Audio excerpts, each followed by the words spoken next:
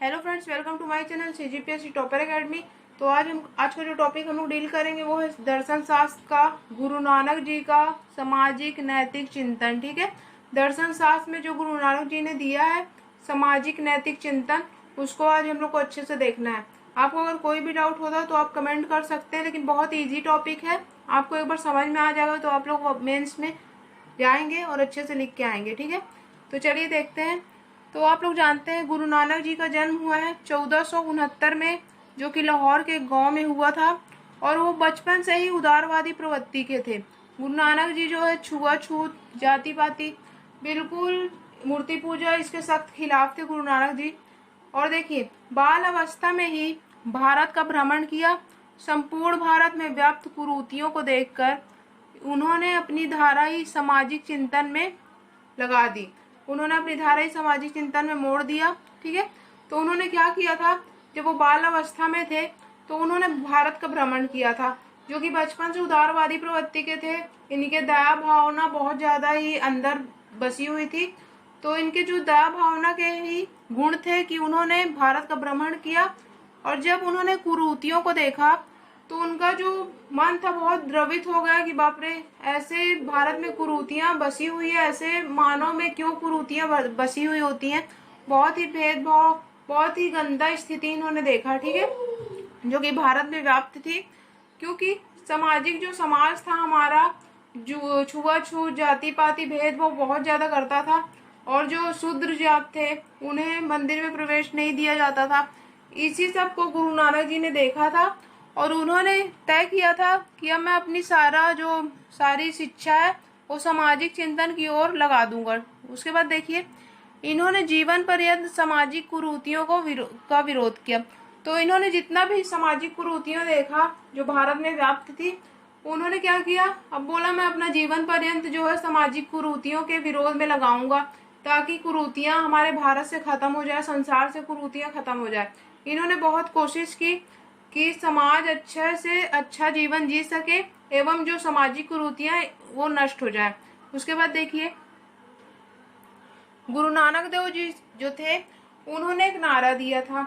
जब उन्होंने अपना सभी शिक्षा सामाजिक चिंतन की ओर मोड़ दिए थे, तभी उन्होंने नारा दिया, सभी लोग सही रास्ते पे चलें। ठीक है, सभी लोग सही रास्ते पे चले, किसका नारा था, गुरु नानक जी देव ने दिया था। प्रत्येक वर्ग का विकास तभी संभव होगा जब लोगों के रास्ते सही हो। उन्होंने बिल्कुल स्पष्ट किया था कि प्रत्येक वर्ग, कोई भी वर्ग हो, उनका विकास तभी संभव होगा जब लोग सही रास्ते में चलेंगे। जब लोगों के रास्ते सही होगा तभी विकास संभव है, नहीं तो अगर गलत रास्ते पे चलेंगे तो उनका विनाश ही होगा, विकास कभी नहीं होगा। गुरु नानक जी ने ये स्पष्ट किया है।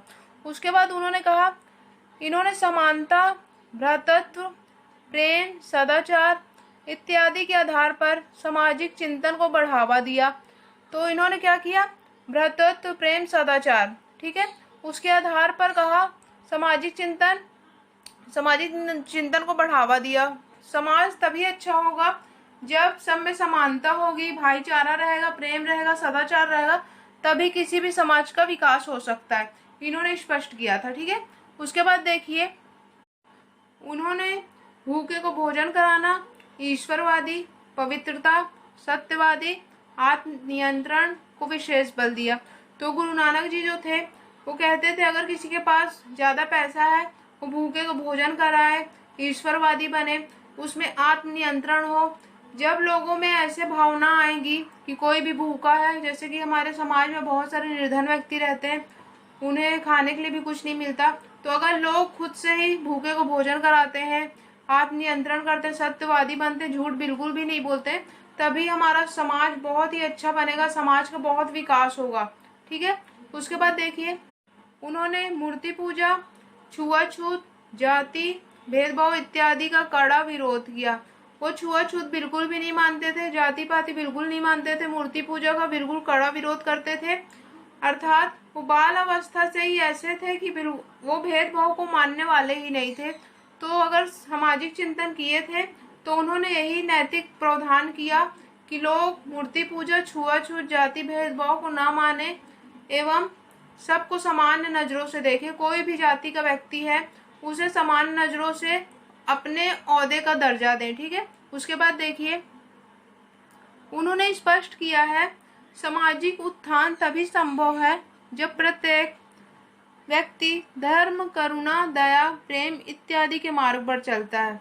अर्थात अगर समाज में दया, प्रेम, करुणा, धर्म नहीं रहेगा तो समाज का उत्थान ही नहीं हो सकता, समाज का विकास संभव ही नहीं है। एक व्यक्ति अगर जिसके पास करुणा है, दया है, वो दूसरे व्यक्ति की मदद जरूर करेगा। अर्थात सामाजिक उत्थान के लिए दया, करुणा, प्रेम बहुत ही जरूरी है, तभी लोग सही मार्ग पे चलेंगे।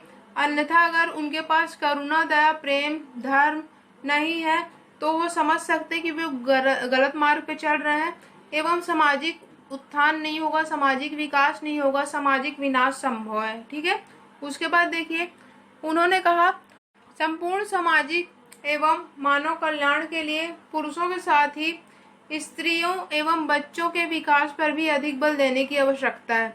जैसे कि हमारे पुराने जमाने से ही चला आ रहा है, स्त्रियों से भेदभाव किया जाता है, स्त्रियों को पढ़ाई लिखाई नहीं करने दिया जाता, लड़कों को अच्छे से पढ़ाया लिखाया जाता है। ठीक है, तो जो गुरु नानक जी थे इसमें बल दिए कि अगर सामाजिक विकास चाहना है, मानव कल्याण चाहना है तो स्त्रियों को भी पढ़ाया जाए, बच्चों को पढ़ाया जाए, पुरुषों अगर पुरुष पढ़ रहे हैं तो स्त्री भी पढ़ेगी। इन्होंने इस पे विशेष बल दिया है। ठीक है, जितने भी आपको पॉइंट्स बताए गए उनको अच्छे से नोट्स बना लीजिए, बहुत ही इंपॉर्टेंट पॉइंट्स बताए गए हैं और गुरु नानक जी का जो दर्शन है इतना ही है, पूरा कवर कर दिया गया है। ठीक है, तो आप लोग अच्छे से नोट्स बनाइए, अच्छे से प्रिपेयर कर लीजिए। दर्शन शास्त्र जिसको भी हार्ड लगता है, जिसको भी नहीं बनता है दर्शन शास्त्र, उनको घबराने की जरूरत नहीं है। हमारे चैनल में सब करवाया जाएगा, एक एक टॉपिक करके आपको दर्शन शास्त्र पूरा कवर करा दिया जाएगा। ठीक, तो नेक्स्ट वीडियो जल्दी अपलोड करेंगे। Thank you.